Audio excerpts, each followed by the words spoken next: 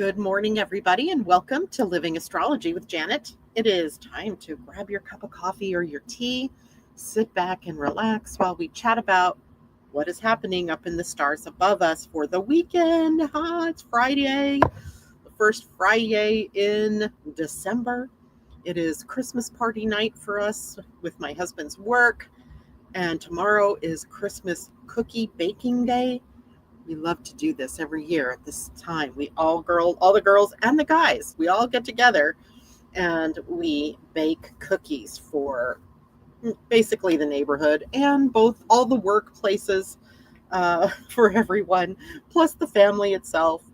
And that means hours of baking and decorating cookies and creating fudge and cake and pops and oh my goodness, lots of yummy stuff. The stuff that we really don't need, but we really want at Christmas. So it's going to be an exciting weekend for me. I hope it will be that way for all of you. Now, the weekend itself astrologically is fairly quiet. It's a decent kind of weekend for all of us that have been shell-shocked off and on by some of the transits that have occurred.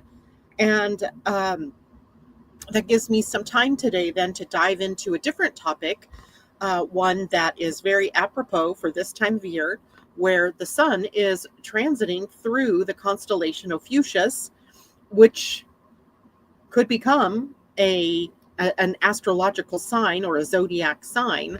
And how would that shake up the astrological world, right? I have talked about this many times in the past over the course of time. And astrologers are constantly resistant to utilizing Ophiuchus or putting it into the discussion. A lot of astrologers. And there are some of us out there who look at it and go, this is really a symbol of the times that we're living in. Why aren't we using it? So today's show is Ophiuchus, the secret doorway of transformation. And how can we use that doorway, or how does that doorway create opportunities for us for healing and for moving forward in our lives, for working through the shadow energies? Before we get to that, though, today we are going to talk about some of the transits of the weekend. As I said, there's nothing really bad going on over the weekend. They're really positive transits. However, we are building up to one on Monday that is a little bit more tricky, and one that has consequences for us leading into 2026. I will dive into that on Monday, but I will present it today as a way for you guys to get your little noggins thinking about the different possible expressions of this energy in the world. Good morning, those of you who are checking in already. Good morning, Teddy. Yes, the guys too. Yes, I know. I didn't mean to leave the guys out because they are always there too. Good morning, Joan and Karen's Corner on my solar return. Happy birthday to you, Karen. It is great to have you join us today. 3-degree Sag with an Ophiuchus tattoo. Absolutely perfect, since technically speaking, this date is technically in the constellation Ophiuchus, as the sun is transiting through that part of the zodiac right now. I'll show you pictures here in a little bit. Good morning, Debbie Tibbetts-Tumiel. It's good to see you. She reminds us all to hit the like button, and that is my signal to change my screen here for a minute to make sure everybody understands to like and subscribe on YouTube. Hello, why are you not working for me today? Oh, maybe because I have the banner on? No, the banner just went away. So maybe I have to do something else. It's not showing, but okay. Well, you just took the wind out of my sails. Let's see if it does it here. There we go. No, I don't want the StreamYard thingy. I want my thingy. All right, never mind. Okay, so remember to like, hit the thumbs up, hit the heart if you're on Facebook, share it with your friends, right? Share it with your friends. This is something that's really interesting, and I think it's something that we really need to, know more about. And it's why I really felt like this was a great time, since I have the time today to really share about it. But before we jump into that, let's talk about the biggest aspect today, which is Pluto's move into the gate 41. So bear with me here as I share my screen so all of you can see where that is in your human design and chart. There we go. Nope, wrong one. There we go. Now you'll be able to see that the gate 41 is a gate that forms in the root center of your human design.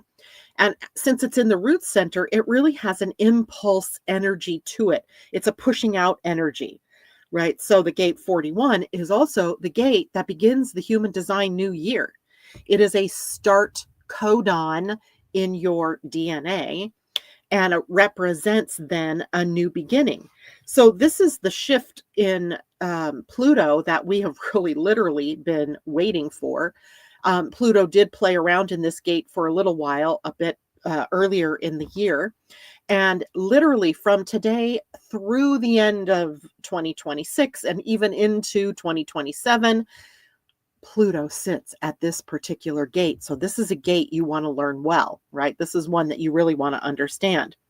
Now, Pluto has been in the gate 40 or 60, excuse me. He was up here also on the root center, a pushing out energy, but it was an energy of conservation. It was an energy of limitation, boundaries, and the energy of that particular gate calls into question where we're outside of the boundaries or where we do not have a consistent container for the energy of growth, which is essentially what this would sort of presage, right? It presages this energy of growth that's coming through Pluto. Now, Pluto's in the sign of Aquarius, so we know this has a lot to do with technology, of the future, literally the future, the template of the future being laid out at this point in time, even though it is still struggling to be really clear yet and to be really seen. Now, gate 41 down here at the very bottom, as I said, is the gate that begins the whole of the human design year. It is called the gate of imagination. And in the gene keys, its shadow is fantasy, where everything gets stuck up here, you know, sort of in the imaginary world, in the virtual world, you might say, where it's not really real. It hasn't come in and been grounded. So the shadow energy of the gate 41 is really about where everything's stuck up here in the imagination. It hasn't, the steps have not yet been taken in the physical world to bring it into truth or bring it into reality. And when we get into the gift level of this gate 41, it's anticipation. It is the feeling of, you know, putting the steps into place that will make manifest whatever it is that we are imagining. So, you know, imagine yourself for a moment looking ahead at 2026, right? We're getting close to the calendar 2026.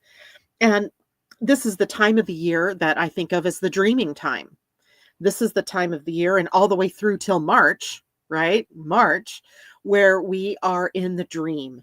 We are in the imagination. We are literally creating in our minds or in our imagination what it is that we want to manifest in the next year ahead or in the next week ahead or whatever, you know, time frame that you're using as your container. And then the energy in the gift is about the anticipation of what that will look like, of what steps you need to take to get there. And then finally, in the highest expression of this gate 41, we get to emanation. Emanation being what happens when you put it out in the world. It then takes on a life of its own. It has light, it has weight, it has energy to do, right? Or to be.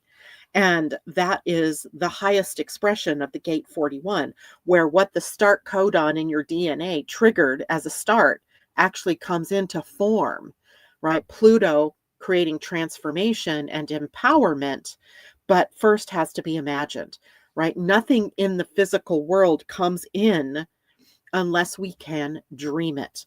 So if you think we can create peace while all we're doing is creating war or struggle or anger and upset, then it isn't going to ever happen until we can actually take steps to create the dream. If the dream is peace, we have to take steps, right? First, inside of us, we have to create the peace path inside of us. If you can't come to peace, you're not going to be able to project or emanate peace out into the world.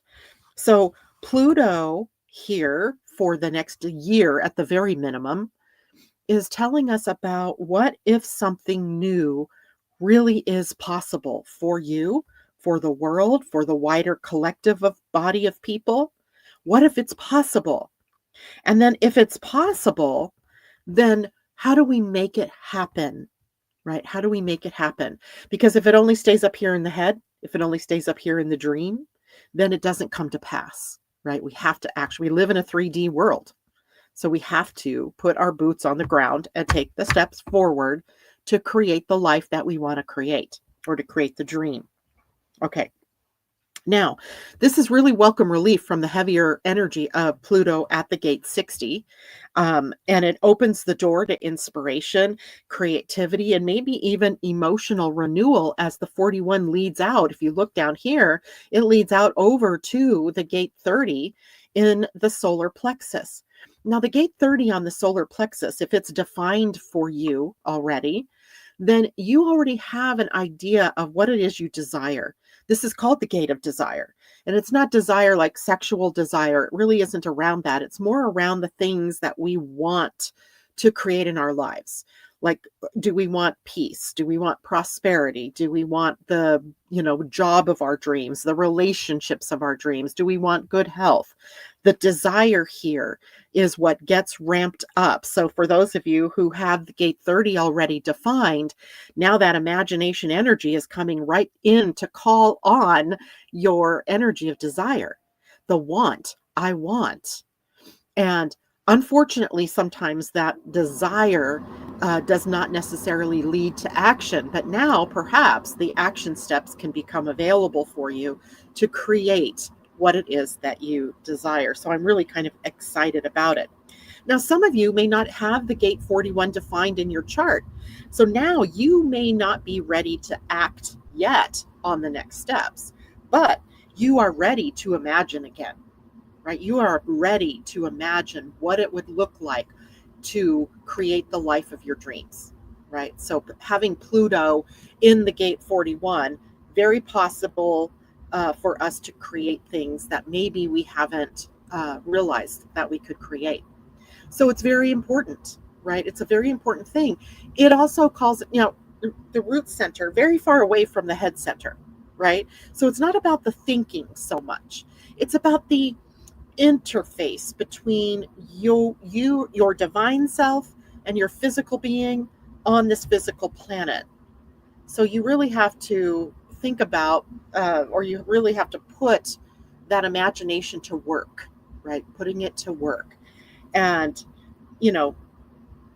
it all starts with being able to imagine. If you can't imagine, you can't create. So what do you want to create, right? What do you want to imagine? Jackie says 41 is her radiance. 41 is my pearl, right? It's my pearl.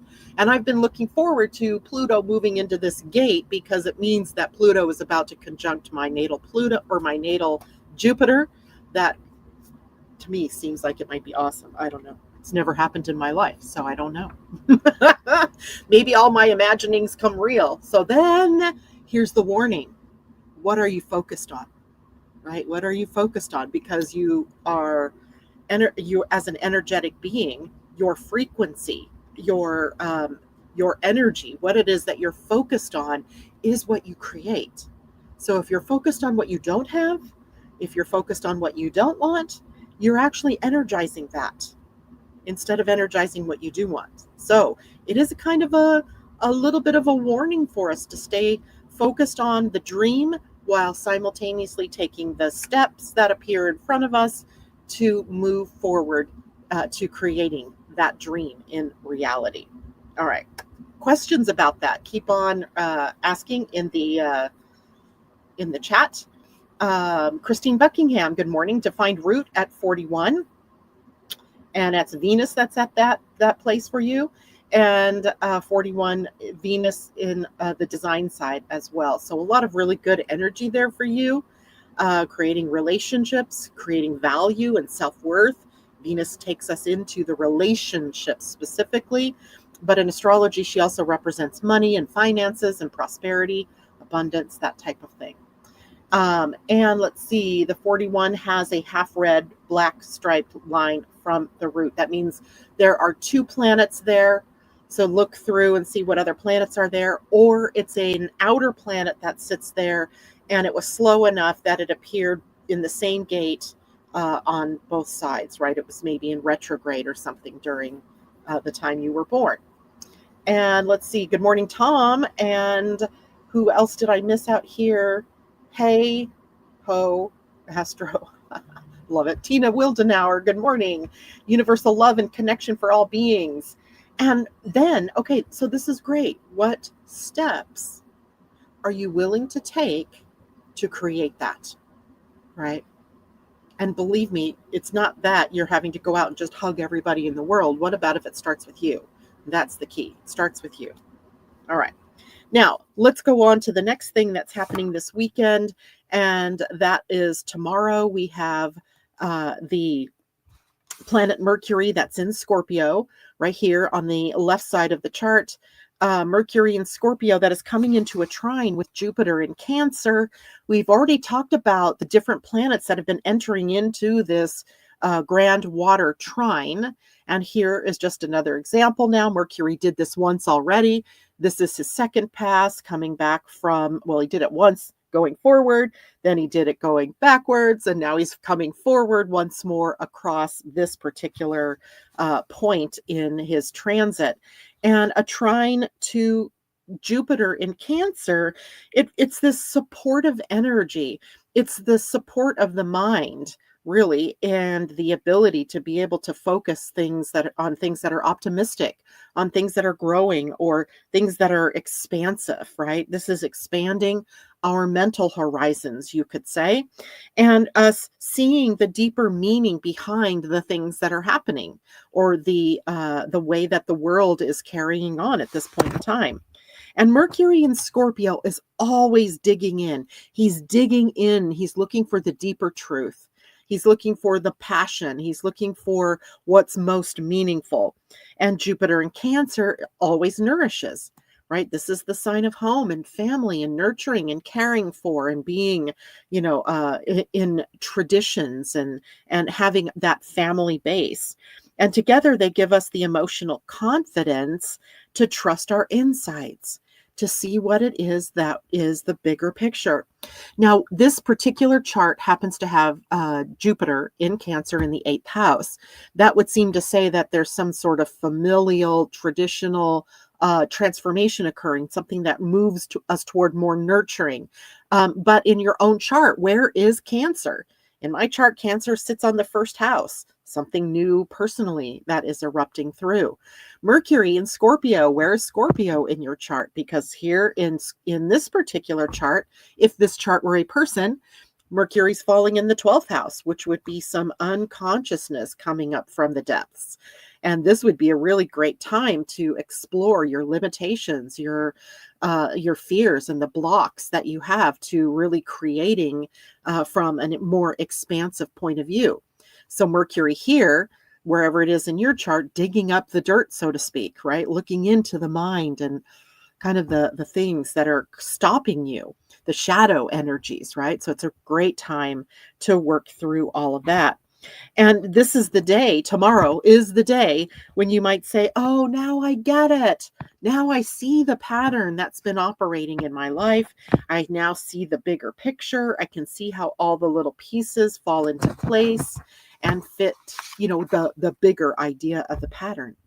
So Saturday, tomorrow, an excellent day for visioning, for planning. I've got my little handy dandy planner for 2026 sitting right next to me. Don't know that I'll have time for it this weekend, but it would be a great day to do that, right? It's a great day for creative brainstorming. It'll be a great day for spiritual insight, that breakthrough moment that brings things into perspective for you. Maybe talking through something of importance to you with someone you trust. And combined with Pluto now in the gate 41 tomorrow, this is big dream energy. You can kind of see how they fit together. They dovetail quite nicely. in all of this. All right, then on Sunday we have Mercury still in Scorpio, now coming into a tighter trine to Saturn in Pisces. So first, Mercury is trine the planet that is expansive, right? Builds something bigger. Then the next day he comes into the same kind of relationship, a trine, with Saturn, the concept of constriction, of contraction. So we have expansion and contraction both being hit by Mercury over the weekend. Now, this trine, where Jupiter helps us think big, Saturn helps us focus in on the details, or focus in on what it is that we need to do in order to accommodate that bigger dream. What does the structure need to look like? What does the focus need to be on? Where do we have to call up discipline in order to stay the course to energize that bigger dream that we're working with? So Mercury trine Saturn is fantastic for concentration and for editing and for setting boundaries, right? Setting the container that will hold the bigger dream, for committing to what matters, to really setting the ground rules for what comes next and how will you achieve that dream. And it brings clarity to your scattered thoughts. I had 2 or 3 different people reach out to me this week. It's kind of interesting, right? In 1 week, saying that they felt scattered, ungrounded, not able to focus, right? Well, here is your opportunity, right? This will help you bring in that clarity for your scattered thoughts. So if Saturday is the brainstorm part, then Sunday's the blueprint, right? The brainstorm then gets put on paper, and then the steps get to be outlined. So together, these 2 Mercury trines over the weekend offer up a perfect balance for us, right? Dream wide with Jupiter and focus tightly in with Saturn. Lovely, right? It's an ideal mental flow energy for our weekend, right? For sitting back, dreaming, then bringing something to life through that dream. All right. Now, before I jump into Ophiuchus, which is the main thrust of what I wanted to share with you guys today, I want to give you a little hint about Monday. Now, we'll dive deeper into this on Monday, but likely December's biggest energy is occurring on Monday, and it is a big pressure point. So let me tease this out a little bit, because you're going to hear me talk about this now, and you're going to hear me talk about this on Monday, and then you're going to see the bigger picture of what this plays out to be when we do the astrology of 2026, because it's a pattern that sets up, that is bringing us into the future. So what we have is Mars on Monday in Sagittarius, approaching what is called a closing square to Saturn in Pisces. And I've drawn the line here in orange. You can see this is Mars over here in Sagittarius, and over here on the other part of the orange line is Saturn in Pisces. Now, we've talked about it before, where planets have a circuit, if you will, a cycle that they run between each other. So every planet has a relationship that starts with their conjunction. So the Mars-Saturn conjunction 2 years ago, about 1 3/4 years ago, occurred, and that would have been like 2020, late 2022. And that conjunction then comes to the first square, and that would be the first pressure point of whatever was trying to come into birth at the time the 2 planets conjuncted. Then we go to the opposition. Now we see where we have to sort of break away from the old so that we can accommodate the new. And then we go to the closing square. And the closing square serves 2 purposes. The first purpose is to see what it is that's coming into closure. It hasn't quite closed yet, but what is it that's coming into closure? What is it that in Mars's action is, winding up? And because this is Saturn, in Saturn's idea, what is it that's, closing down? What is it that we're bringing into completion? And the square is kind of the second function is kind of the presaging of what comes next with the next conjunction of the two planets. And it was very interesting to research this and look back at all of the times where the closing square, that which we will be experiencing on Monday, has presaged events that happen around the next conjunction. Now, for our purposes today, that square is presaging then what will happen in the month of January of April of 2026. That's when the next Mars Saturn conjunction occurs. And interesting because I put a little point right here. That conjunction will happen in Aries at 7 degrees. So we're carrying something that's closing from Mars to Saturn in Pisces, or Mars in Sag to Saturn in Pisces, and carrying it into the new beginning energy of Aries. Now, I find this really fascinating because it's technically hitting so many charts in the world, like world charts, countries, and things like that. And I'm going to dig a little deeper into this when we get to Monday. But I just want to kind of give you this list so you get a sense of maybe the import of this particular transit. First of all, it hits the NATO chart. And do we see something around, the NATO nations creating some maybe need to declare an Article 5, which is, where one nation comes under attack and then the others support in some way. The German reunification chart has this aspect to it. The France Fifth Republic, if you will, like the next iteration of France's chart has this in it.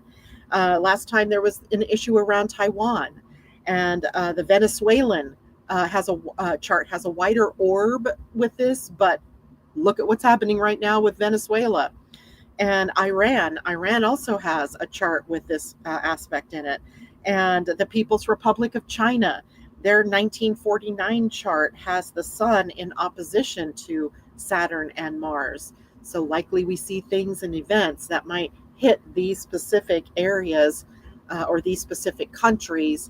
And I find that fascinating, right? That we can actually, through these cycles, pick out, places around the world that might experience events around these particular things.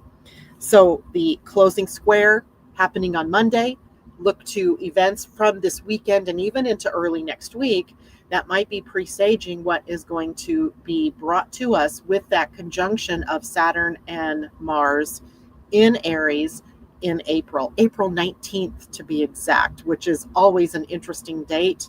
So many explosive things have happened on April 19th, the Columbine massacre. It was Hitler's birthday, I believe, or somewhere right around there. We have, a lot of different things that have happened over time on that particular date. So that kind of gave me chills when I saw that. So we'll talk more about that on Monday because that aspect is actually on Monday. All right. So let me switch over here. Jacqueline says, I just read an article about China and AI. We'll send it to you. Please do.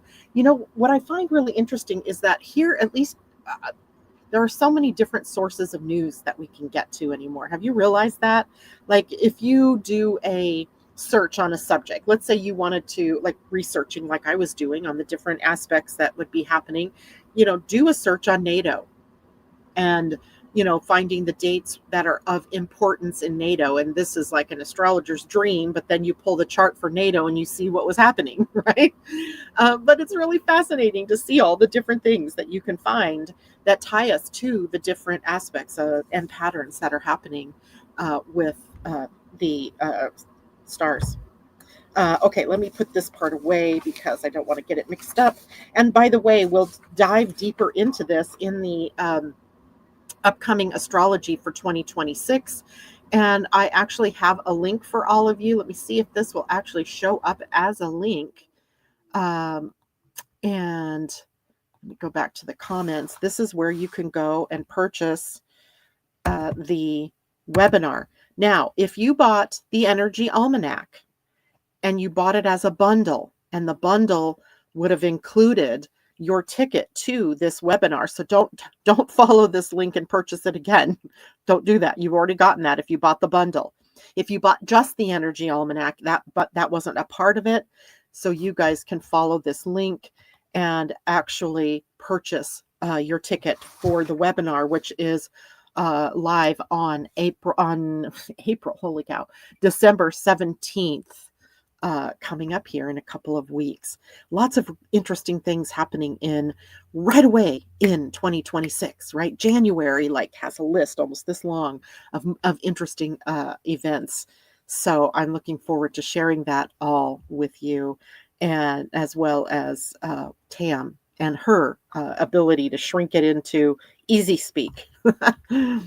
Okay, Amy D. I have Scorpio 4th house and Cancer 12th house. I've been working to clear some old traumas related to family, so maybe this will be helpful. I believe you're absolutely right. Right? This is the Jupiter part of this is the part that becomes the expanse of the funnel that leads outward to, helping you heal. Saturn and Mercury can often bring up the dirt, can often bring up the wound, and then you get to work through it then with Jupiter. Okay, any other questions before I go on here? So let's see if I can add this to the stage. I might need to stop sharing that link. The link will be in the video if you rewatch the video, but it'll also be under the description of the video on YouTube and in the description of the Facebook notification. So let me hide that. No, because I'm on the wrong one. There we go. Okay, no, that's Christine's comment. Oh, Lord. Where did it go? Hi, good morning, Pam. It's good to see you. Here we go. No, okay, it is off. Okay, now I want to share this presentation with all of you. So, as we evolve, right, as a world, there are some things that we've been ignoring that we really need to start embracing, right? And Ophiuchus is one of them. And, Pluto this week, opening up our imagination, Mercury expanding and refining our thoughts, and then Saturn, kind of helping us to focus and concentrate, and Mars stirring the pot, basically, right, with a potential tectonic shift going on right beneath our surface here. This weekend gives us this perfect portal to talk about something deeper, right? Something much deeper, and something that's ancient, something maybe that's been forgotten, and something that just sits beyond or at the edge of the Zodiac. And that is Ophiuchus, the 13th constellation, if you will, if you want that way, or the 13th sign, if you want to go that way.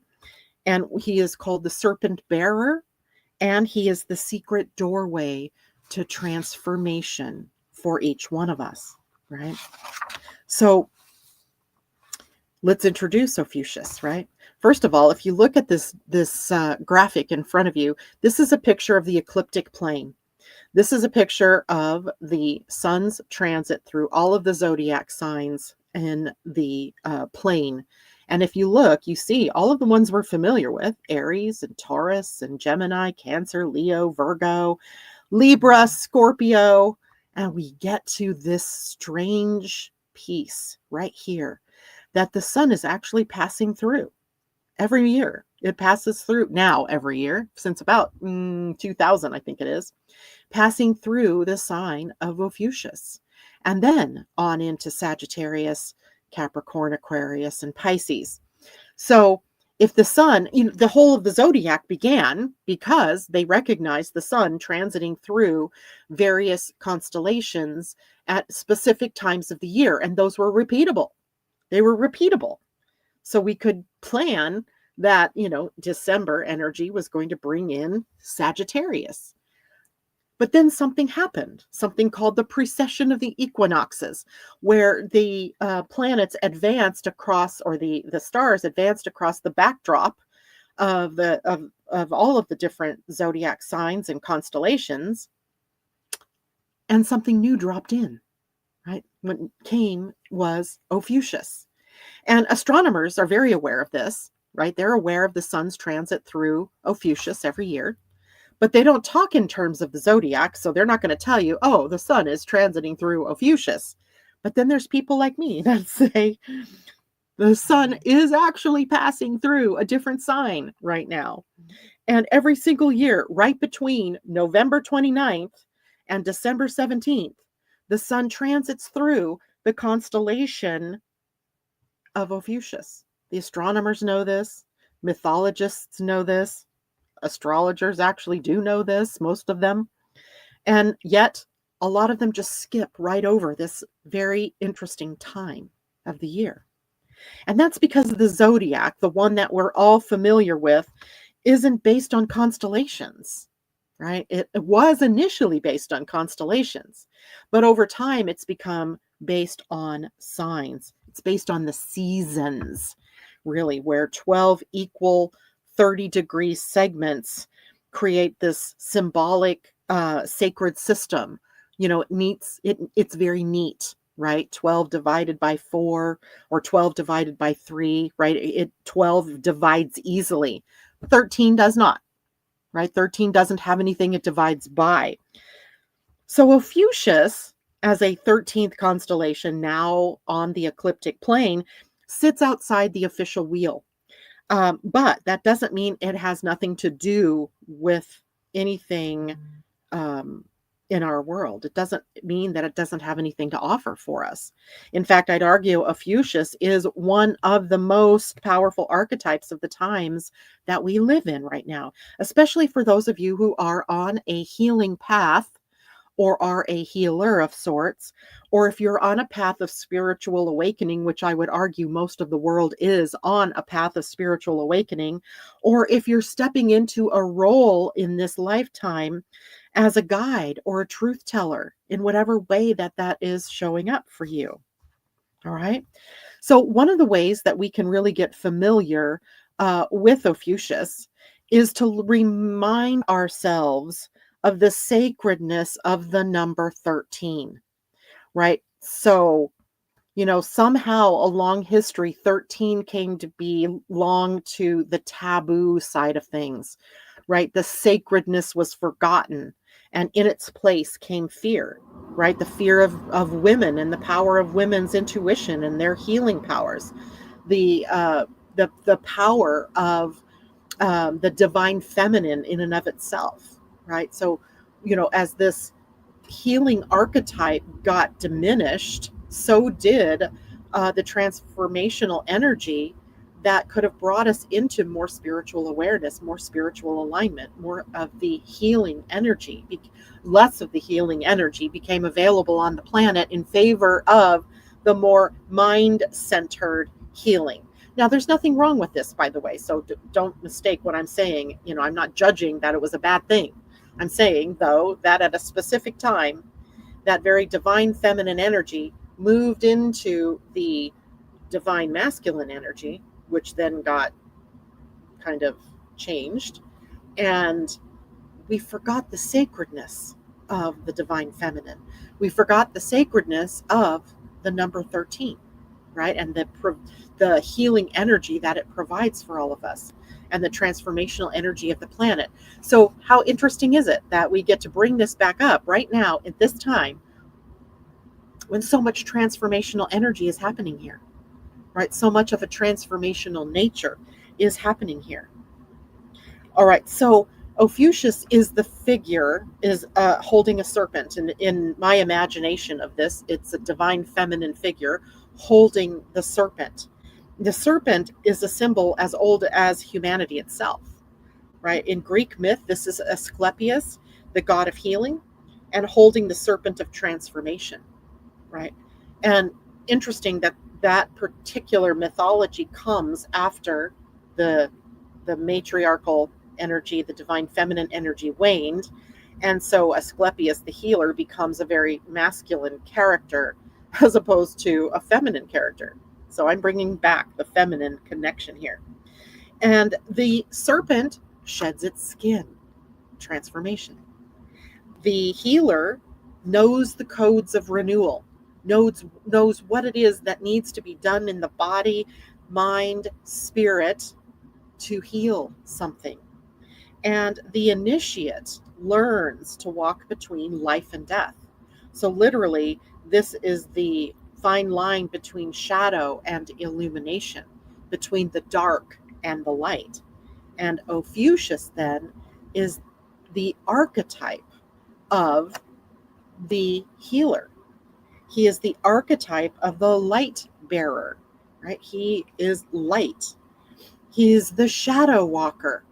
He is not afraid to walk into the Scorpio shadow, as he is not afraid to walk into the Sagittarian light, right? He is the initiator of rebirth.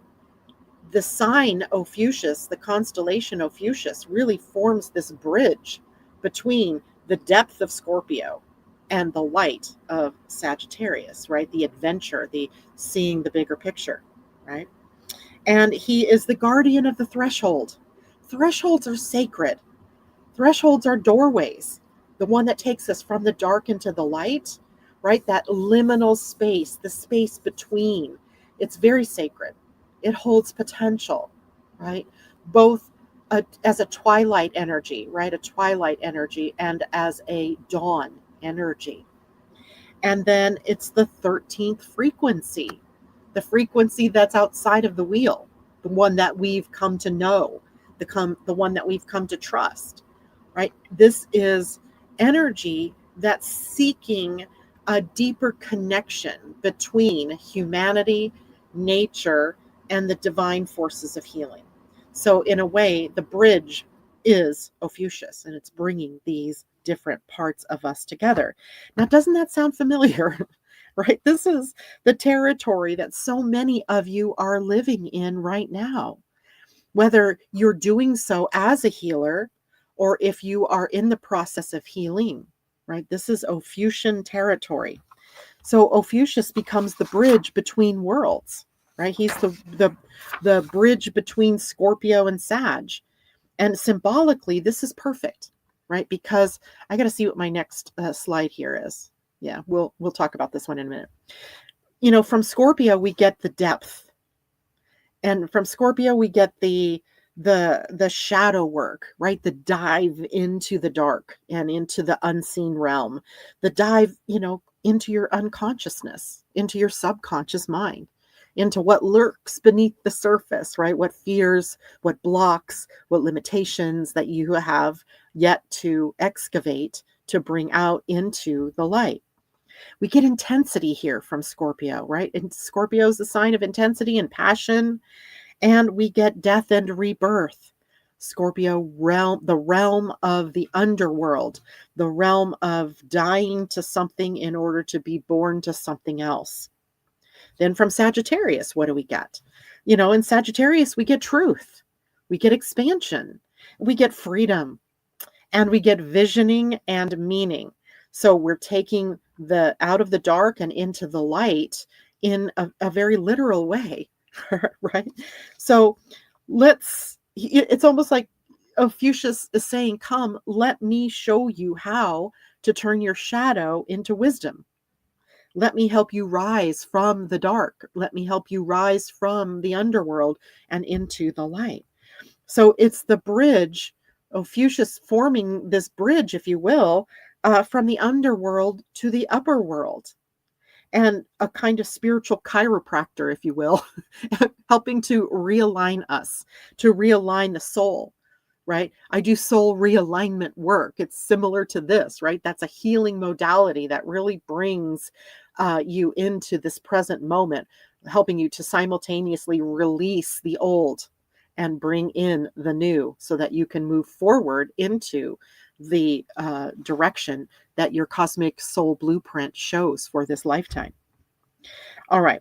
So now he's a disruptor even here. He plays this role of this disruptor, sort of it's not that he is intentionally disrupting like Eris, who throws out the apple of, discord. And not like the Black Moon Lilith, who takes a stand and becomes this rebel. He's not really that overt that way. He just happens to be the mythological healer. And by that, he challenges death. Remember, in some of the mythologies, he got in trouble because he he was healing people on the verge of death. And so Pluto, or Hades, was getting irritated because there was a diminishing of the population in hell, or in the underworld, right? So he got in trouble for that. And there's a whole nother, part to that myth, but essentially his mythological role is the healer and the challenger of death. And here he is as an astrological intruder into the pantheon of zodiac signs. And what do intruders do, right? They upset the norm. They upset the patterns. There's something new here. He's also connected to transformation and renewal. He breaks tradition, right? He is breaking the traditional 12 sign relationship of the zodiac at this point in time. We really do have to look at what did we lose when we left out the number 13? What did we lose if we leave out Ophiuchus from the astrological conversation? And of course, he's also associated with all things unconventional. And in this way, he is sort of an Aquarian character as well, right? The unconventional. So if we look at the entirety of the energy of Ophiuchus, he contains a full spectrum of the frequency band, sort of like if we look at him through a Gene Keys like lens. What we see in the shadow is that what can happen for us is crisis erupts, woundedness, right? What's the wound that you are each carrying? A fear of transformation. Maybe we're afraid to change, right? We're afraid of what the future holds, and we're quite comfortable where we are. Thank you very much. We'll deal with the challenges that we know.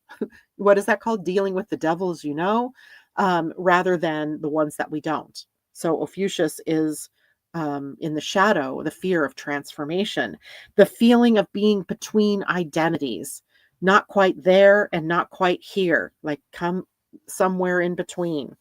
And in our lives as people, then that might show up as feeling like we don't fit into the world. So that would be the shadow energy that all of you might be feeling right now, by the way, because all of you will have the sun transiting through Ophiuchus from the 29th to the 17th of December, 29th of November to the 17th of December. And even though the astrological calendar is going to tell you it's Sagittarius energy, you're in this liminal space between the two. Now, if we rise to the level of gift in the Ophiuchus, what we get is healing the shadows, healing the wounds, a positive transformational energy. We get regeneration, right? We get to evolve. We recognize the patterns that have been holding us, to an old conversation, an old narrative, an old set of thoughts. We get intuitive wisdom, and maybe even the integration of light and shadow. No one is saying dump the shadow, dump the dark, right? No one is saying all we want is light. We have to be able to integrate the light and the shadow, right? Integrate them both. And know that, sometimes like an onion, you peel off the shadow and then there's another one that pops up. So it's an evolution. And if we get to the essence of Ophiuchus energy, if we get to what would be the siddhi in the Gene Keys with this Ophiuchian energy, we get literal transfiguration, where the body becomes lighter, where we become light bearers. Rebirth happens in all of its different ways that rebirth can happen, the small to the very big rebirthing patterns. Threshold consciousness, where we are aware of where we are, of what is possible, and we are consciously choosing to move through the threshold and into the doorway, or through the doorway. The spiral path of evolution becomes very consciously becomes conscious in our awareness, right? That there's this evolutionary pattern. I was what was I watching last night? Something, I think my son-in-law had Ancient Aliens. That's what it was. He had it on the TV. And they were talking about the Mayan calendar. So it's an older episode, right? They were talking about the end of the Mayan calendar, which presumably was in 2012. And they were talking all about how it wasn't that at all. It was a symbolic ending, but the threshold of a new world, of a new beginning, right? Something new happening. And so, in a way, what Ophiuchus brings here is our stepping outside of the wheel entirely, right? Into a 13th frequency, into a sacred frequency. The number 13's sacred, its connection to the divine feminine. Okay. This is not beginner work, by the way. So you're seeing a lot of the shadow in the outer world, right? A lot of it. A lot of it in politics, a lot of it in the institutions that have been developed, a lot of it in, just the population in general. But then there's this other part of the population that is holding this potential for the healing work, right? If you're listening to this show this morning, you're likely in that group, right? You're ready to make that bridge, to make that leap out of the Scorpio depth and shadow energy into the light, into the healing that Ophiuchus brings into the sign of Sagittarius. So Ophiuchus is really for the soul who has already walked through the fire and is now ready to rise from the ashes, to be the phoenix, which, by the way, was my word, my symbol for the year. December 2025 was seriously a phoenix sort of year. And I think, we take that motif even into 2026. Now, how might you feel Ophiuchian energy in your own life? Because it's right now, right? It's right now, right here.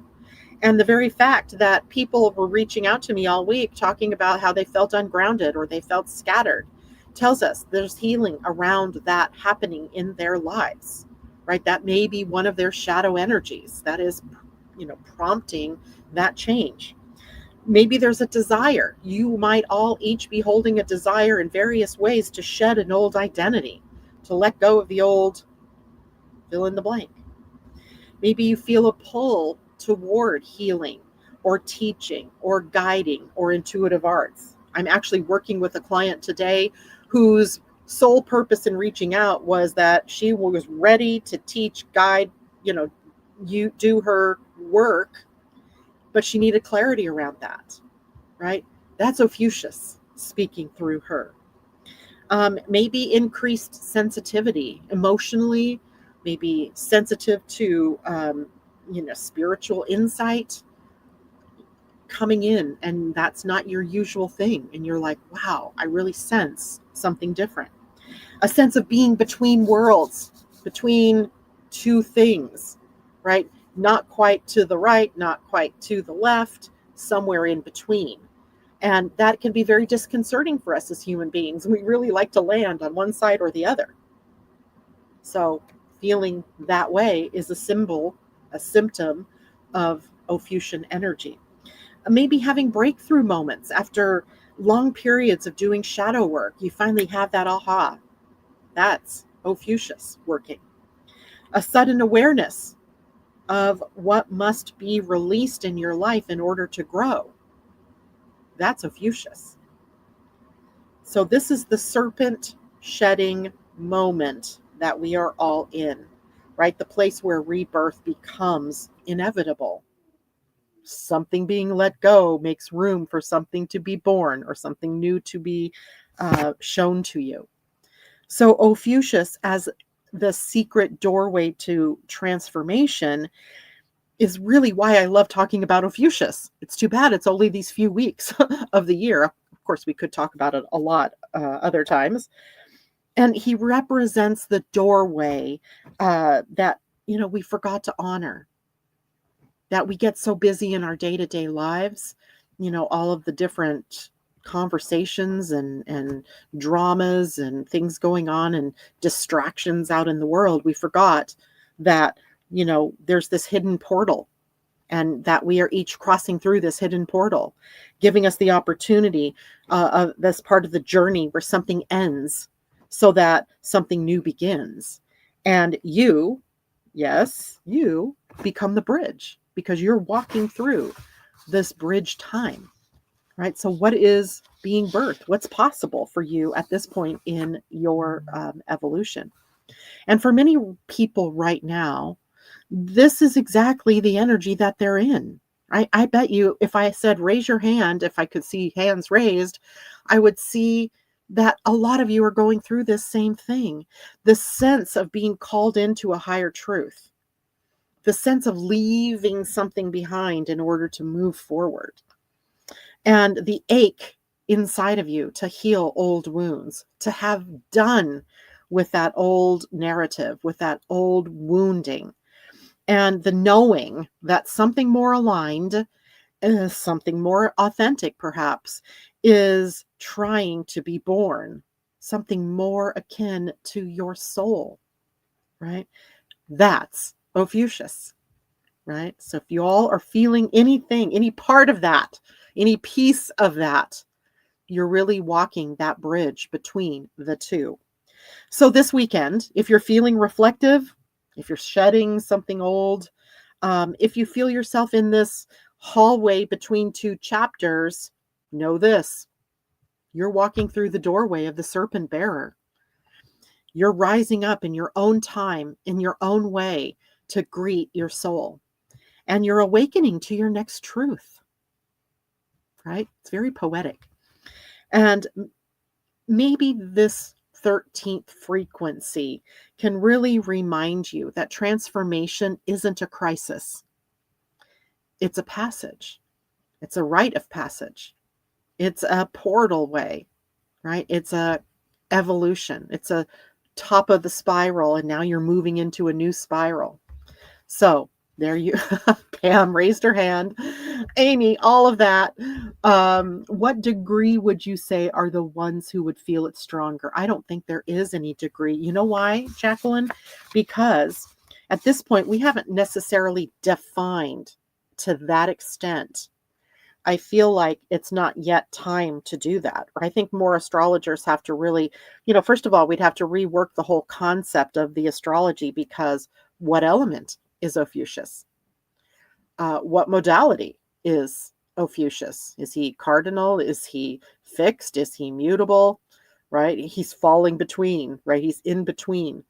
So I'm not sure that there is a set of degrees. I feel like in general, every one of us between November 29th and December 17th, every year, by the way, are in this passageway, right? Where we're being amped up to transform something in our lives. And don't you think it's interesting, right? It comes out of the Halloween gateway, right? The time where the veil is the thinnest, and moves into this time of Scorpio, where it's really all about what is it that we need to release? What excess baggage are we carrying? And then we move into this liminal space, Ophiuchus being the liminal space, before we can really be granted the expansive optimism that is Sagittarian energy. So I feel like, this bridge time is really something that defies degrees. It defies houses in the chart even, except you could kind of look at where Scorpio is in your chart, where Sagittarius is in your chart, and those two houses, or the bridge between those two houses, is where you're feeling the transformation. So for example, if this were occurring, let's say you have Scorpio in the first house. What time is it? Oh my gosh. If you have Scorpio in the first house and you have Sag in the second house, there's a bridge between your identity and your value and self-worth that Ophiuchus is walking you through at this time. And it may be a repeating pattern you notice every year, that you're dealing with fears of not being worthy, not having enough, not being enough, self-confidence, of being invisible, things like that, right? So look into your own charts. Look at the bridge between Scorpio and Sagittarius. Those two houses are both likely the place where this consciousness is changing. And no, he is not, he's not in the charts yet, Tina, but you can go to Genetic Matrix, which is a human design and astrology kind of program. And there's a toggle that you can toggle the 13th sign in, and it will rework everything so that you can see like what the 13th sign is in your chart. I tried this with people a while ago and it was very confusing for people. So I left it alone. It even confuses me in my own chart as I'm looking at it. So just for now, Tina, as you're still learning more about yourself, um, just sit with, where's Scorpio in my chart? Where's Sagittarius in my chart? And that boundary between the two is where the bridge of Ophiuchus is forming for you. Okay. And of course, if you guys need to talk more about that, you know where to find me, right? You know where to find me. And don't forget, the link is here and will be underneath the description at YouTube and in the description on Facebook for you to get into the Astrology of 2026 webinar that will be broadcast on December 17th. That is it for me. You guys have a great weekend. I look forward to seeing you on Monday when we dive a little deeper into that Mars square Saturn and as well take a look ahead at next week. Bye for now.